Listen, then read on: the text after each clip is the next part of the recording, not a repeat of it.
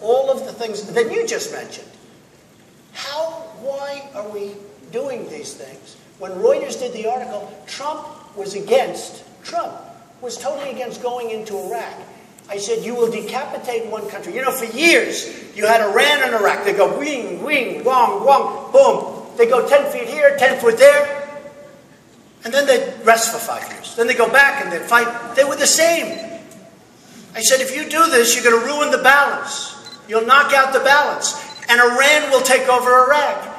And somebody even worse than Saddam Hussein will take over the leftovers, ISIS, which Obama always calls ISIL. You ever notice it? I mean, I understand the reason why, but why? Everybody says ISIS. He has to say ISIL. He is such a divisive person.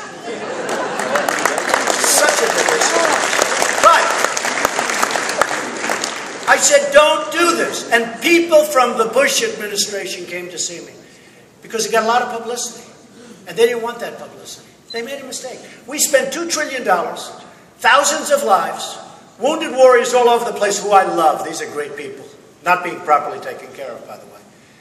And we have nothing. And Iraq, and there is no Iraq, let's face it. Iraq is just a name. But Iraq is now meeting with Iran about a takeover. And ISIS is building hotels in Iraq. You believe that they're building a hotel? Because they have so much money. Because they've taken over so much oil. We're so stupid. We are led by stupid people. And I'm very proud of the fact that I was opposed, and I'm a very military-oriented person, believe me. But I'm very proud of the fact that article came up, somebody wrote a beautiful story about it. Because all these Republican guys, and Hillary voted for it, who would be one hell of a bad president. By the way, she was the worst Secretary of State in the history of the country. The worst. And now she's going to be president. And Bush is so bad. Can you imagine Bush negotiating with China? Who would you rather have? Trump negotiating with China or Bush negotiating with China? I tell you, I'll give you the answer to that one. That's an answer.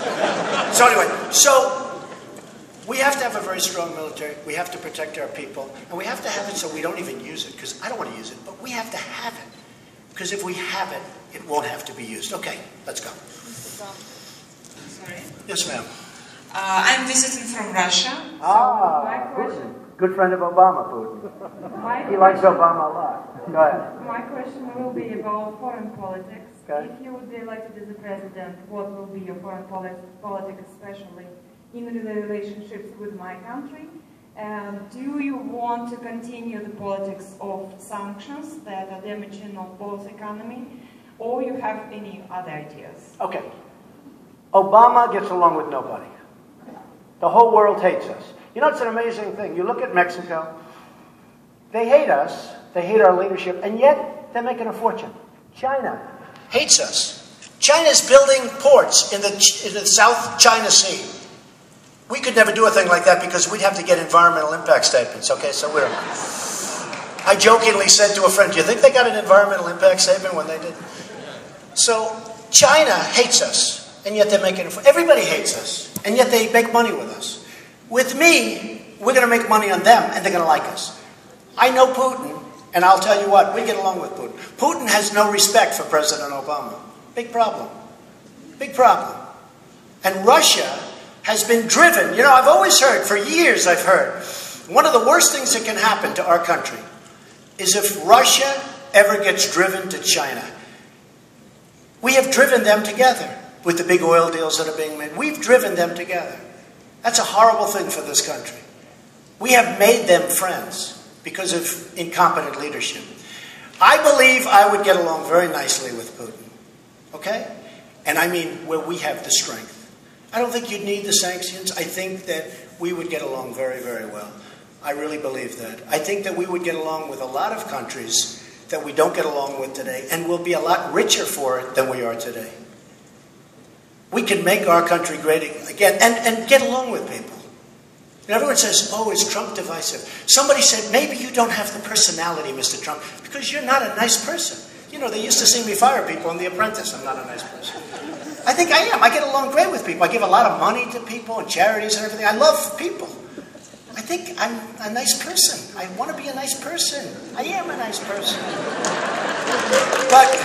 But then I said to the person, I don't think it matters if I'm nice.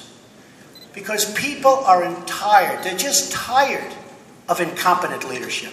I think what people want... I think what people want today is competence. We're done with the nice stuff. I think Jeb Bush is nice. I think he's a nice person. He's not going to take us to the promised land, folks. He doesn't have it. He's not. Hillary is a nice person, sort of. Well, she's a little rougher on the edges. Actually, I think he's probably nicer than her. But she's not going to get us there. She's not going to bring back trade. She's not going to bring back jobs. She's not going to be able to negotiate with these killers from other countries. And they're all controlled by the lobbyists. So Jeb Bush raises over $100 million. Every single person, and Hillary 40, every single person that gave them money is going to get something out of that government. Every single person. Who knows better than me? Who knows better than me? Every single person who gave Jeb Bush and Hillary all of that money has something lined up. And it's not necessarily, and probably not at all, to the benefit of our country and you. It's to their benefit. Special interests, lobbyists, all of these people, donors, they all get something. Here's the story with me. I don't want any money. I don't need Phil Ruffin's money. He's got a fortune. Rich guy. I don't need his money. If he gives me some, I'll probably take it, but there won't be any deals. But I don't need money. I don't want anybody's money. And when they come to me because I made a deal that's really good for the country, but really bad for some special interest, and they hit me and they say, but you can't do that. I don't owe you anything. But when they go to Jeb Bush, they're going to say, I raised $2 billion from this guy, and now you're hurting him. Oh, okay, we'll turn it around. That's what happens. That's the way our country works. And that's not a good thing, folks. That's not a good thing. Okay. I want to just thank everybody. This has been a lot of fun. You are an amazing audience and a great group of people. And I love Las Vegas because I have a very successful building right down the road. I'm just angry that this conference, I assumed it would be in my building and it wasn't, okay? In fact, I was almost persuaded not to do it. But it's a great honor to be with you. You're a fantastic crowd. And again, I always finish by saying, make America great again. We can do it. Thank you. Thank you. Thank you.